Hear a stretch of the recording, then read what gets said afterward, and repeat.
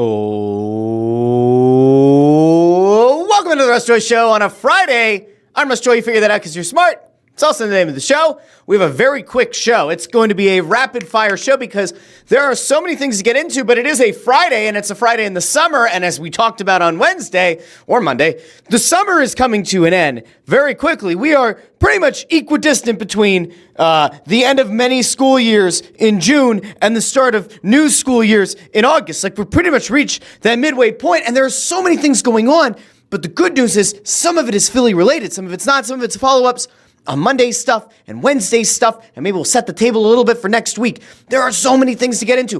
Where do we want to start? At some point, we'll get out to the comments. I see comments are already rolling in, so I'm going to put the comments over here really quick. Boom, over in the bottom corner. We are going to get to as many things as we can, and for those of you who are going to be able to be ready to go and get hyped to watch live on YouTube, X, and Facebook, thank you for being here. Those of you who are going to watch after the fact on YouTube, Facebook, and X, all the best to you as well. And those of you who listen in the podcast feed over on Apple Podcasts, Spotify, and Amazon Music, Pandora, wherever you get your podcasts, thank you to all of you as well. We're going to try to get to as many things as we can. Let's start with like a very basic thing, because I did not predetermine the order of today's show. I probably should have, but it's okay. We finally got to see what the 2026 MLB All-Star Game logo is going to look like. And so I saw this floating around online, and I think it's important to kind of like just get a glimpse, if nothing else. Let's get a glimpse of what the new logo is going to look like for 2026 All-Star Game versus prior iterations of the All-Star Game in Philadelphia. It's happened 3 times before. Let's really quick throw this out so people can kind of get a little glimpse of what we have to work with here. I'm going to take the comments down here real quick so you can see it in all of its glory. But like, let's take a gander at this. So 1952 All-Star Game, bingo, bango, bongo. Of course, you have the Liberty Bell. Oh, they replaced the nice round part that hits the bell with a baseball. Crafty 1952. Very, very crafty. Of course, you have, what was this, 1976, right? So you've got like the 76ers 76 in there, right? With the All-Star Game. Veterans Stadium. It's a pretty good look. Not very flashy, but okay. 1996 almost looks like something that you could expect to see nowadays. Also kind of takes you back to like Ken Griffey Jr. baseball, right? On N64. I wonder, that probably overlapped. So 1996, that was a good look. But here you see at the very bottom, guys, 2026, the MLB All-Star Game. Unfortunately, they have the MasterCard logo in it, but 2026 All-Star Game. The bell is in motion. It looks pretty good. They've got the nice star in the background, nice little red, white, and blue color scheme. Philadelphia in there. You gotta like it. You gotta love it. Okay. So I have no issue with the design. I think the design makes sense. Is there more to Philadelphia than the Liberty Bell? Is there more iconic imagery that you could use for the Liberty Bell? Should they have used Ben Franklin's bald head? Should we have had the museum, the art museum steps? Should we have had Rocky Balboa himself? Probably not. So the Liberty Bell, it feels like is going to be the thing. Now, I might be crazy. And if you ever look at the logo of our show here, which I'll take this down really quick. You can take a little gander over here. But like the logo, this one right here, right? I always get people saying, well, it's people who don't follow the show, who find it on TikTok and short form stuff. They go, it looks like a Pat McAfee logo. I want to point out, Pat McAfee, great guy, presumably. Great show. Not the same logo. Colors, certainly similar, but like red, white, and blue, pretty normal. Black background, also kind of normal. But if you ever take a look at this logo and you're always like, what the hell? What are all like the little, is that supposed to be like the wave pattern of the audio going up and down as I scream? No, that is the skyline of a part of Philadelphia. I think that would be like a unique thing for All-Star Game logos to kind of take into account. Could you have done the Liberty Bell and maybe had the outline of the skyline of Philadelphia? I don't know. Just throwing it out there. Like, I don't know. What do you exactly expect in an All-Star Game logo? I think it's perfectly fine. So, there you go. I did see this from Ford, so I'm going to throw this over here really quick because this has nothing to do with today's rundown, but it is something that is really funny to me. This news came out yesterday. Dame Lillard got bought out, right, by the Bucks, and we knew that was going to happen, right? That happened a while ago, and Giannis didn't look too happy with it, and then they went and they acquired Miles Turner from Indiana, and the Bucks are kind of a mess, and I still don't think they're going to be a very good team this year, even though the Eastern Conference is going to be wide open. But Dame, who tore his Achilles, isn't going to go pursue a championship in Miami, which a lot of people in Miami thought was going to happen. Dame is going back to Portland, which makes absolutely no sense. From a winning perspective, doesn't make a ton of sense. Now, you can look at it holistically and say, well, a lot of the assets that Portland got back from Milwaukee, they've started to bear some fruit, and you have Drew Holiday out there as well. It could be a really good team. There is a path potentially to Portland being a good team when Dame gets back. It's just a matter of how quickly can you get him back. It's interesting, like he goes back home. He goes back to the place where he started his career, where he presumably never really wanted to leave. He wanted Portland to build a championship contender around him, and it didn't happen. It's interesting that he goes back to Portland. We might dive into that at some point. You might have also seen the news that Bradley Beal got bought out by Phoenix, which also seemed a little bit surprising. Now he goes to the Clippers. That team looks awesome in like 2014. How it's going to look this year, I have absolutely no idea. And I'll also shout out UConn over here, UConn456 saying, like the stream. Yeah, it's important. Liking the video, sharing the video, subscribing, as we talk about most episodes, is important here on the show. Okay, so we have that part of it. Oh, I'm going to tell you with a good idea as well. What if you did the Independence Hall silhouette for the All-Star Game logo? It could be interesting as well. All right, so that was like one little happy thing that I wanted to get to before we like really got into the nuts and bolts of today's show, because there's one thing that I saw this week that really drove me nuts, and there was one thing that I'm happy to follow up on because I think it's interesting, and then there was another thing that, like, I don't know how many people are going to care about, but we're going to talk about it anyway. I'm going to throw the comments back up here. Okay. On Wednesday, I mentioned the fact that there was a new piece that came out about Joel Embiid. And Chris Fried, look at you. I mean, this is just beautiful synergy that we have between host and audience. So this long story comes out. And like when I say it's a long story, like that's probably selling it short, but it's a very long story over on ESPN.com. And it gets into the nitty-gritty of Joel Embiid's life and career and his unwillingness to let a lot of people in and him being guarded. There's an anecdote in there about how, and I think it was a little bit on the newer side. I don't remember seeing this before, that there was a little bit of distrust between Embiid and the Sixers, even when he was initially drafted, even when Sam Hinkie was still here, about the navicular bone break and about him thinking something was still wrong and his foot wasn't healing, and that there were people within the Sixers organization that were essentially trying to tell him, nah, kind of bullshit. He just needs to be better than this, like all that kind of stuff, right? Now, it turns out that he wasn't full of shit. Remember, he still had the navicular bone injury and was going to need another surgery. And one of the things that they talk about in the story is that Sam Hinkie brought in a new person to oversee Embiid's development and his return to form after surgery. There was also a thing in there about how his initial treatment plan, he was being overseen by an intern, which seems insane, especially given his stature as a number 3 overall pick in that draft, would seem kind of crazy. Coming off of a navicular bone break, coming off of some back issues in college, you would think that perhaps head of, medicine or something would have been overseeing his plan, whatever. So Hinkie brings in something and he draws on a board a square and then a square just slightly inside of it. And he shows that this guy has 100% of his time that's going to be spent, 90% of it in that square is going to be on getting Joel Embiid healthy. And that this guy and Embiid end up kind of forming, not like a full-on friendship, but like he spends a lot of time with Embiid. And one of the things that they get into is like this idea that Embiid doesn't necessarily trust a lot of people, doesn't let a lot of people in. And then he just like lets money laying around his house, or he lets like expensive things laying around his house. And I guess when approached about it, like, don't you want to put the money away? He says, well, no, I'm going to leave it out. I've had people take things before. And the guy's like, oh, so the idea here is that like you're going to leave the money out because if somebody steals it, you'll know who it is and like who's not a good person, you shouldn't be surrounding yourself with. There's a lot of stuff in there. Now, there are certainly things that make you say this is not written by somebody who like is a seasoned sports journalist. Like this wasn't written by your, say, Ramona Shelbourne, or I wouldn't say like an insider like Shams' guy. It's not written by somebody like Zach Lowe. It wasn't written by a Jackie McMullen. It wasn't written by any of the talking heads that you would see that'd be, quasi-respected journalists right on around the horn. It wasn't one of them. And so there has been some pushback on this piece that apparently people feel as though it was a fluff piece and it was essentially propaganda to try to get Joel Embiid back in the good graces of the fans. And when the post initially came out, the story, because it was a very long story, I'd highly encourage you to go read it on ESPN.com.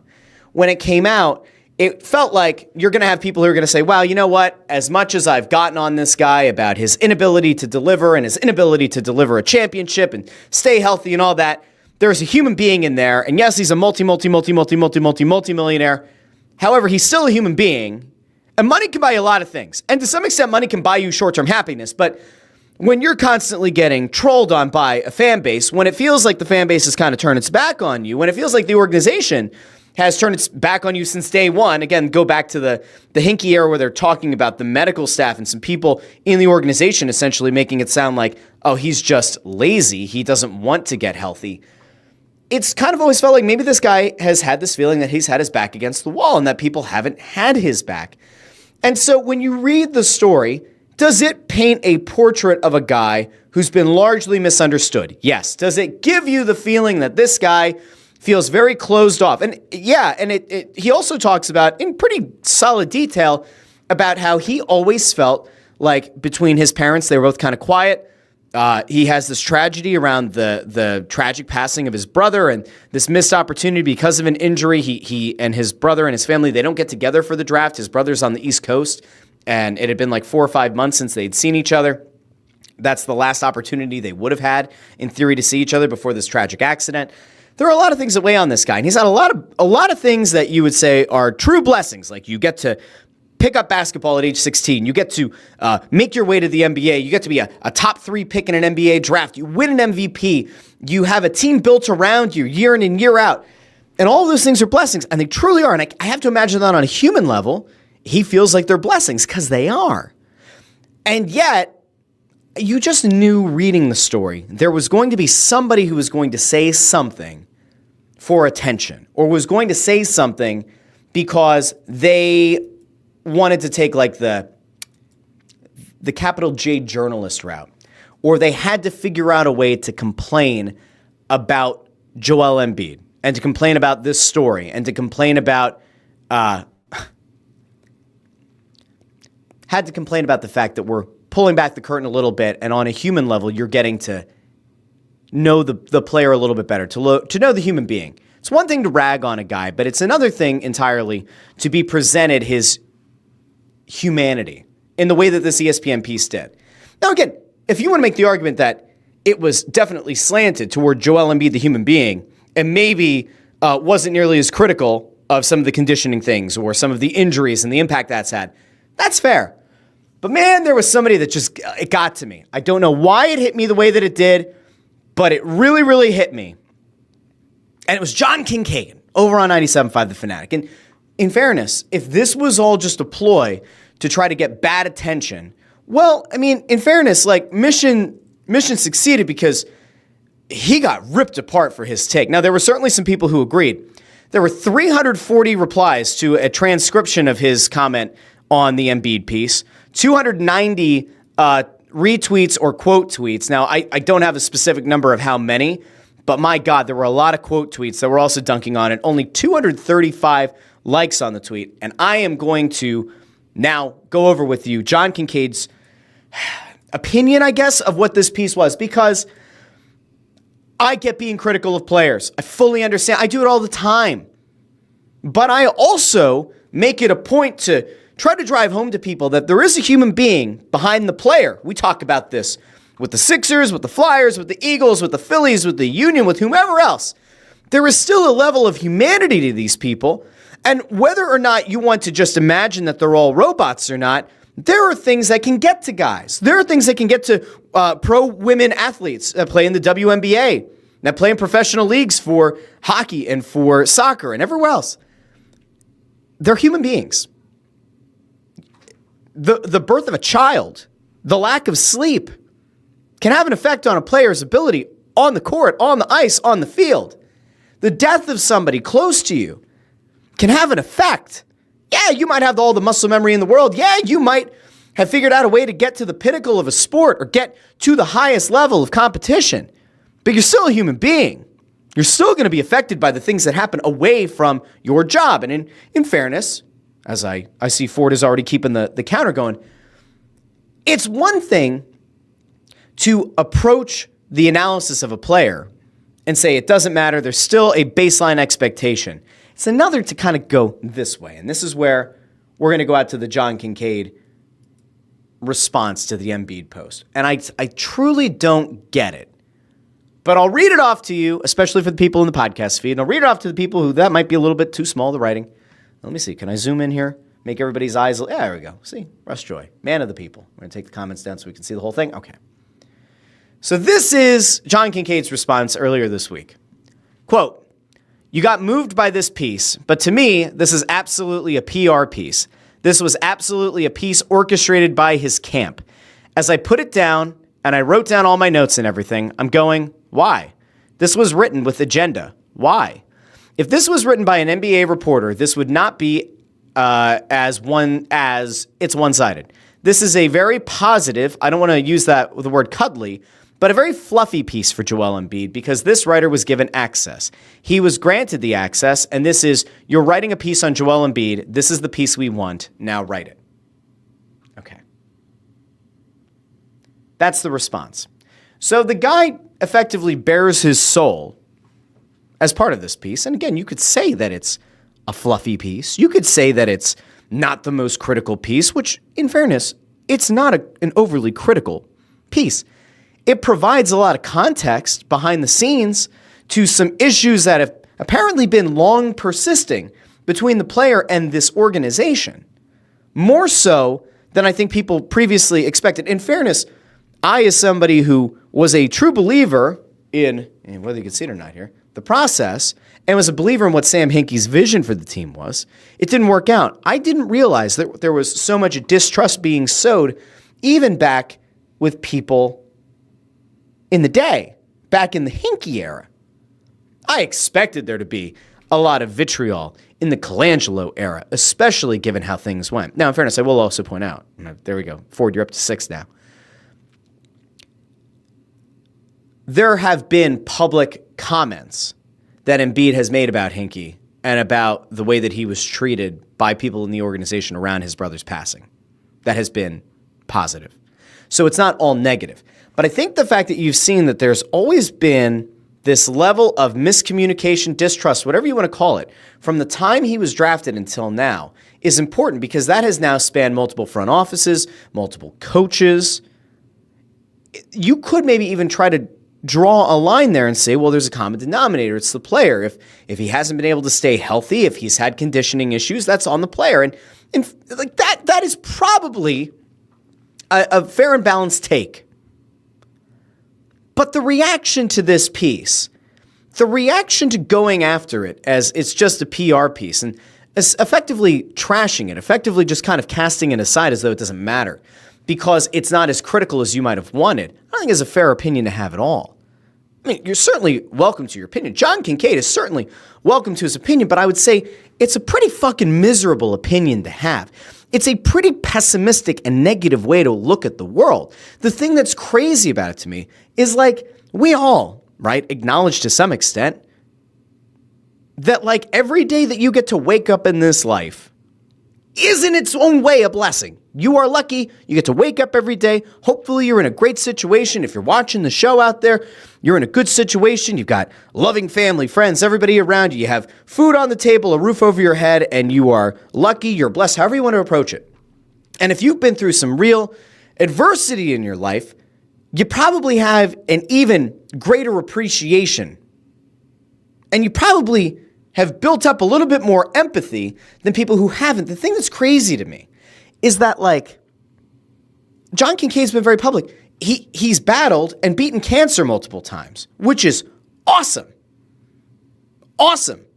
Usually that's the kind of thing where, like, somebody's entire mental mindset and their outlook on life changes, and they're even more grateful, and there's even more empathy, and the people around them who supported them, there's even more empathy and understanding. We had Jason Martinez on the show a few weeks ago. I think he just had his last round of chemo. And he's been a warrior. I guarantee he feels like every day is a blessing. Every day. You just feel more and more grateful to have what you have. I don't understand how in the case of John Kincade, how you go through that And that's the take? That's the way to go about it? And by the way, like I see this over here, like from Ford, I would caution assuming he doesn't have empathy, though, based on a tweet. There's a certain kind of like brashness to the way that he approaches a lot of these players that makes me feel like I have to imagine it's an act. I want to imagine that it's an act. I want to imagine that anybody who is overly critical of players, especially when they open themselves up like this piece was, I want to imagine it's an act. Ford also agrees. That doesn't mean that I think that John Kincaid's a horrible human being. It doesn't mean that I think he totally lacks empathy. But it's a weird response to have. It's not one that I would have expected anybody to go on the radio and have in that way. I would have expected some people to say, it's a fluff piece, but you know what? I learned something from the story.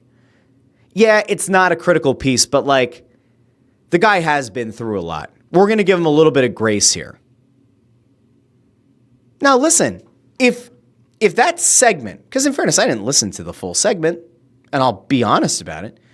If that quote that the Fanatic transcribed and put on their Twitter account, if that is a misrepresentation of the entire argument, of the entire segment, then shame on the station, because that put a blinking target right onto the guy. Makes no sense. What are we doing here? By the way, there were other things that you could have gone about. Like if you're actually going to comment on the piece, there is a thing I saw Rights to Ricky Sanchez put out a clip about it earlier today or last night about who was the person who leaked the details of the players only meeting. And I saw Mike Levin put out there that he thinks it was Eric Gordon. And in fair, like there were a lot of people who thought it was Eric Gordon around the time that it got out. It had to be somebody who was new to the team. Eric Gordon never really looked happy as a Sixer, all that. It's just kind of wild. Amadeo here says they post it because they know it'll garner clicks. I guess. On a human level, I think it's gross. On a human level, I think that going after a guy when he's opened himself up like that is gross. And it also doesn't like move the conversation forward. It doesn't have an additive effect. It doesn't help your listenership. It just feels nasty. I don't know. I don't like it. I really didn't. So, okay. That was it on the Embiid thing. I'd encourage people to go back and read it. You can let me know what you think in the comments. Am I off base?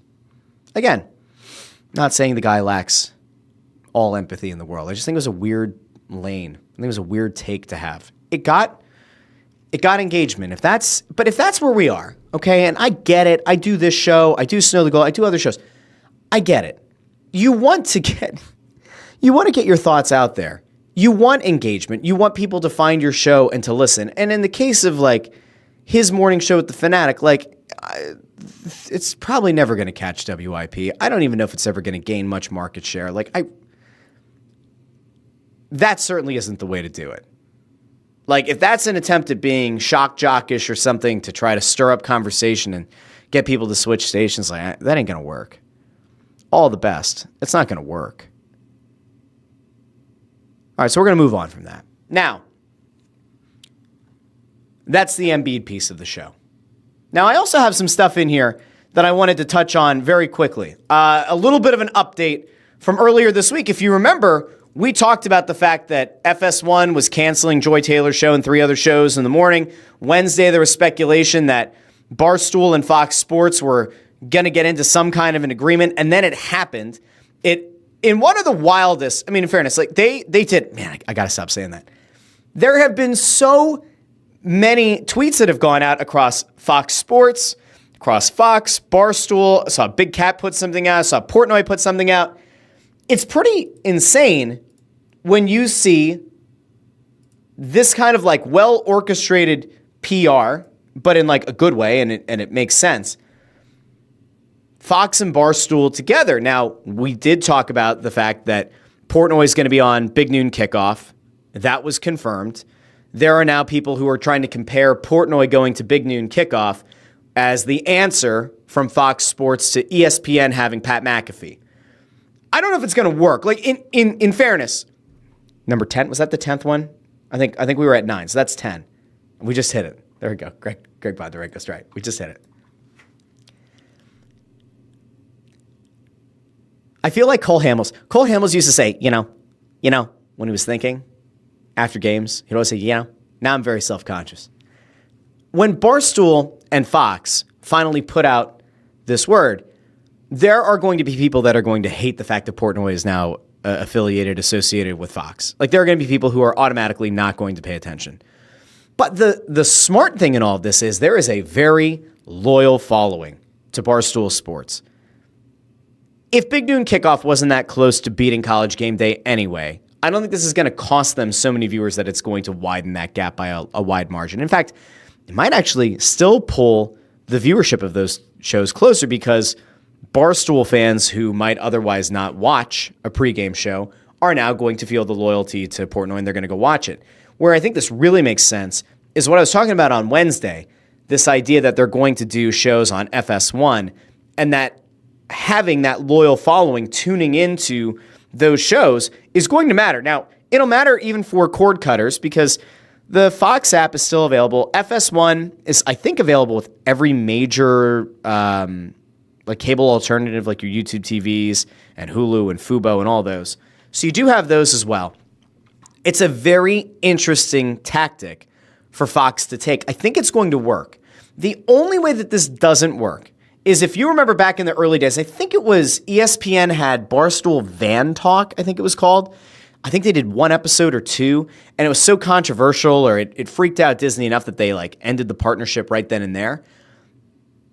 If this works, and if Fox Sports is able to pull some of that viewership away from Get Up, and certainly from First Take, it will be seen as a very bold strategy, but it could work. Like I said on Wednesday, I just don't think that there is a way to counter-program ESPN with a version of lesser than. And there were people actually on TikTok who kept coming back to that clip and they were making that point, is you can't necessarily do the same thing. It goes back to this like principle of like less than. If you are trying to do the same exact thing as the leading competitor, it will not work. You have to be better than them.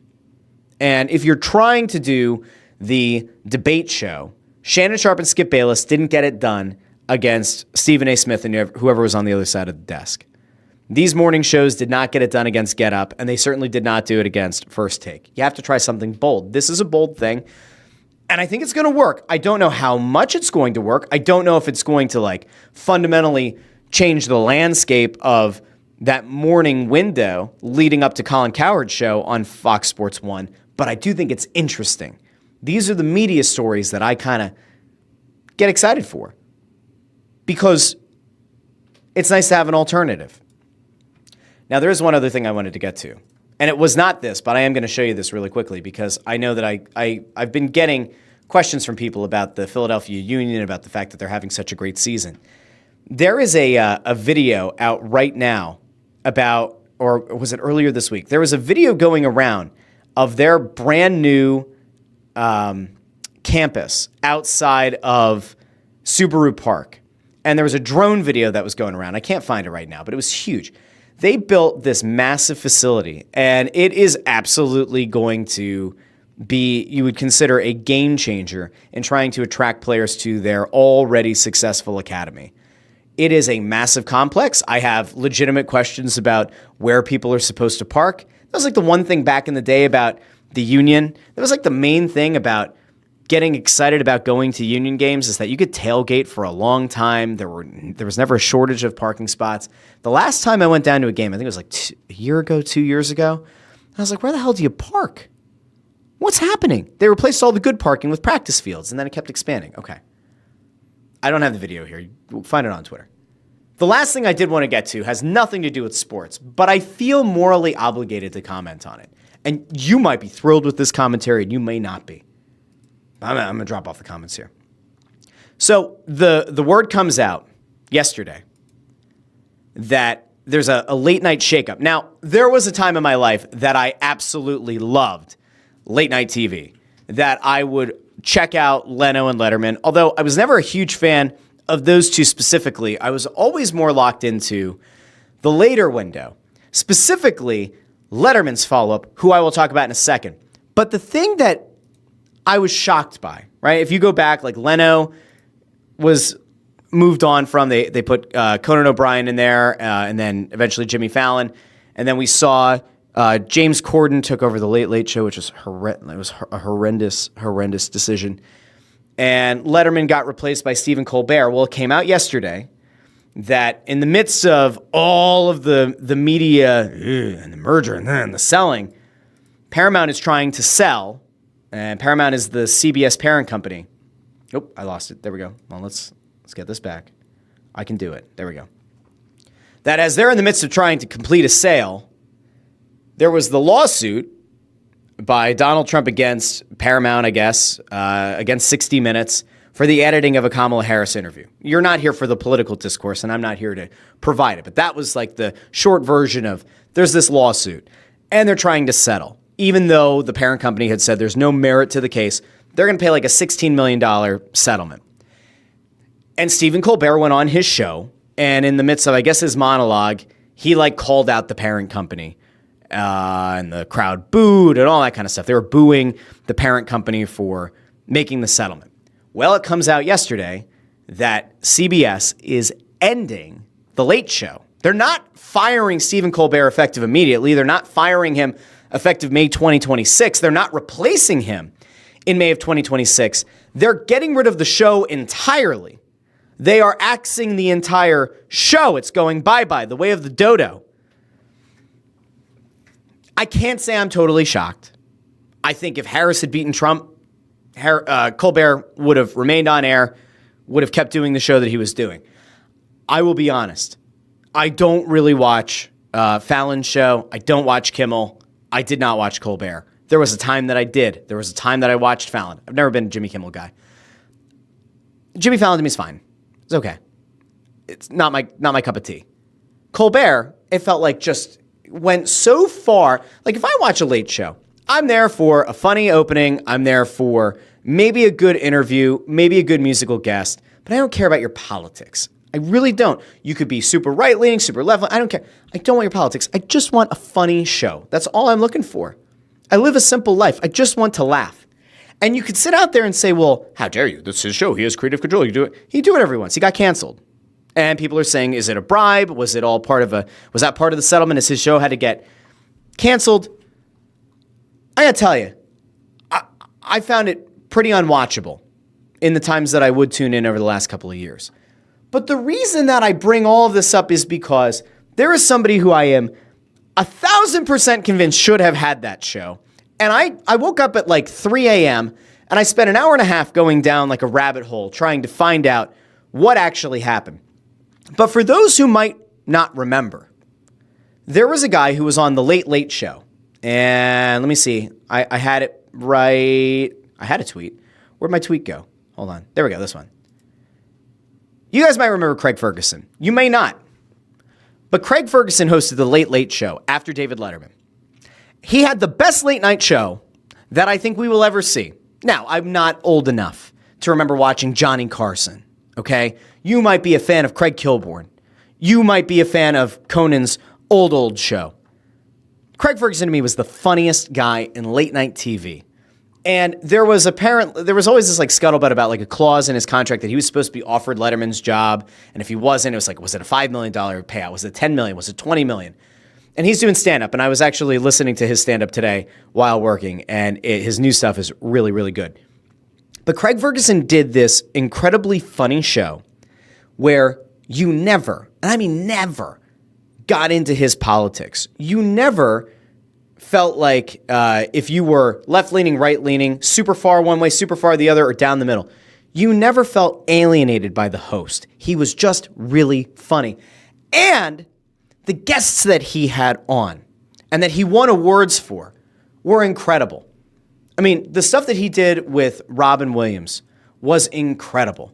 And I don't want to, was it Desmond Tutu was the name? Hold on, let me double check. Yeah, it was.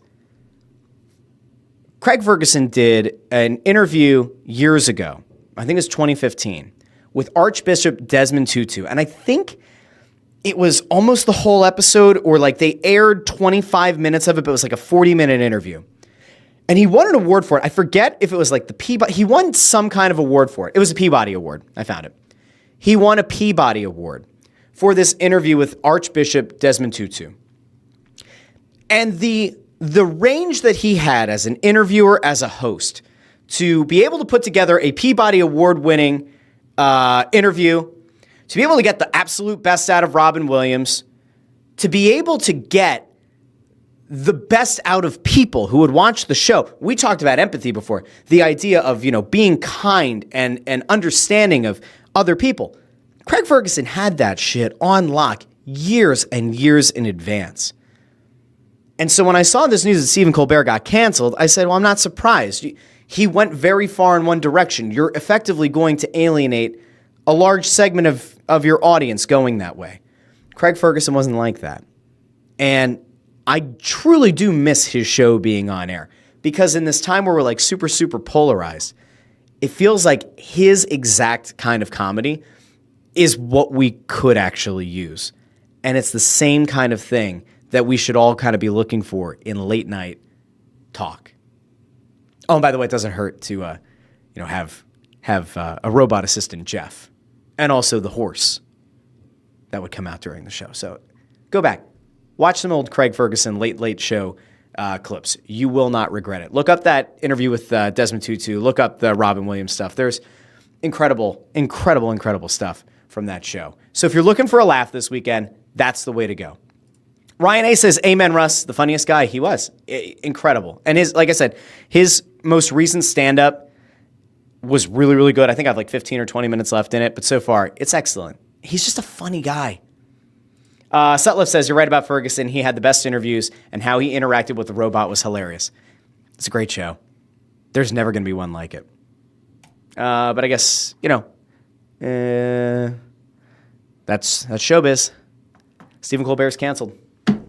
We'll be back on Monday. We'll hopefully continue beyond May of 2026 as well here on the Russ Joy Show. It's certainly not the same payday, but we do try to have fun here. Hopefully this going all over the place episode on a fun Friday was good enough for you. It was perfectly fine. We'll be back on Monday. We'll talk about more going on in the world of Philadelphia sports, national sports, and dissect the media that cover them. I want to thank everybody who is here over in the comments on YouTube, on Facebook, on X, everybody who listens in the podcast feed on Apple Podcasts, Spotify, Pandora, Amazon Music, wherever you get your podcasts. Until Monday, this has been the Russ Joy Show, and I've been Russ Joy, but you knew that already because you're smart, and it's also the name of the show. Talk to all of you on Monday here on the Russ Joy Show. Bye now.